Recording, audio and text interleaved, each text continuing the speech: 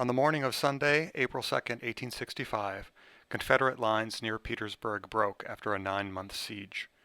The retreat of the army left the Confederate capital of Richmond, 25 miles to the north, defenseless. This video provides a visual overview of some of the most significant events of the dramatic days that followed. Halfway through services at St. Paul's Episcopal Church, a messenger retrieved Jefferson Davis. He was told that Robert E. Lee was retreating from Petersburg and the government must evacuate the city immediately before it fell to the Union Army. Anticipating the capture of the city, Confederate departments such as the Treasury had been shipping records and materials out of the city for weeks. When the evacuation order came, they frantically packed as much as they could that remained, burning other materials in bonfires in the streets. In the afternoon, the mayor of Richmond, Joseph Mayo, met with the city council.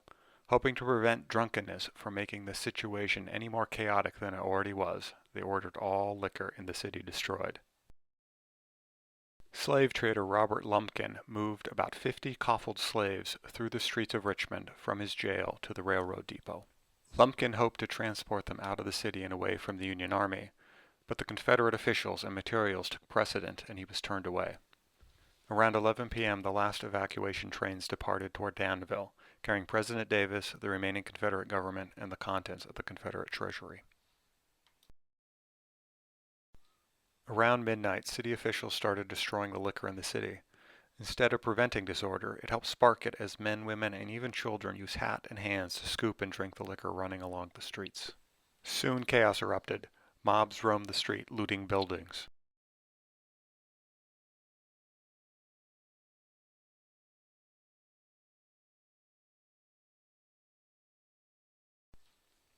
An hour and a half before dawn, windows shook in the city when the Confederate Navy blew up 2 warships in the James River downstream from Richmond.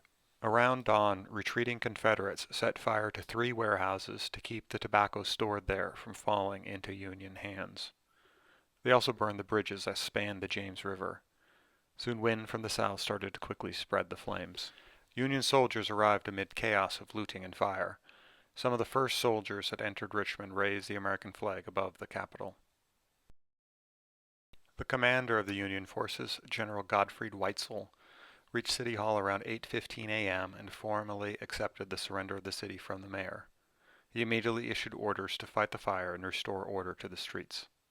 Among the troops entering the city were African American soldiers of the United States Colored Troops.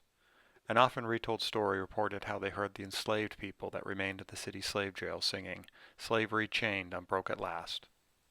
Around noon, soldiers fighting the fire stopped its spread along Main Street by blowing up buildings to create a firewall.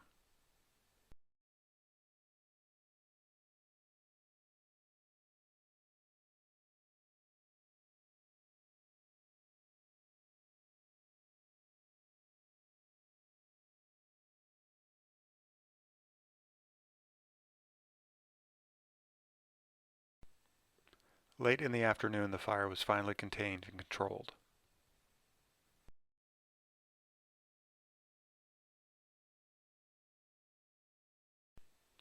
By the time it burned out, about 20 city blocks and 800 to 1,000 buildings had been reduced to ashes or ruins.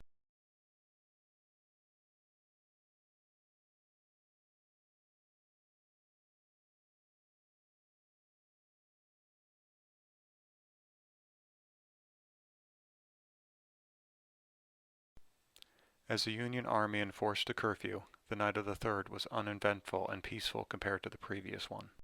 Crowds of Richmonders who had lost their homes in the fire camped on the grounds of Capitol Square.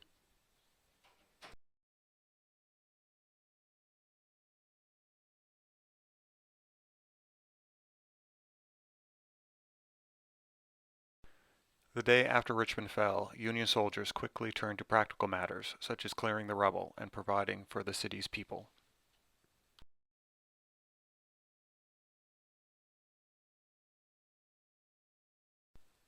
Emancipated freedmen started to clear the debris from the burnt district. They also began to construct a pontoon bridge across the James near 17th Street.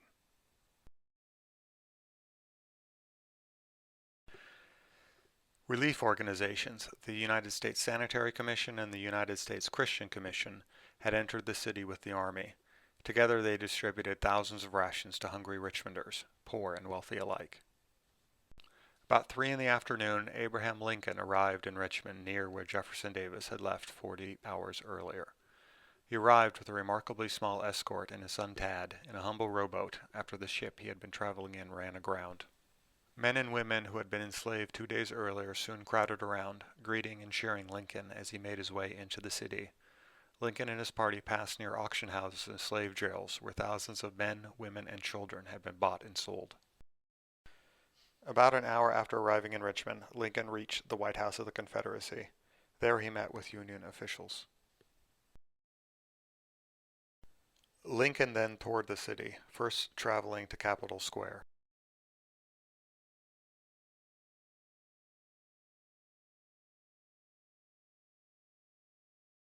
Lincoln and his party then passed through some of the burnt district, en route to Libby Prison and to the home of Elizabeth Van Lew, a spy for the Union. Lincoln then likely went to Rocket's Landing to board a Union steamship that had arrived there.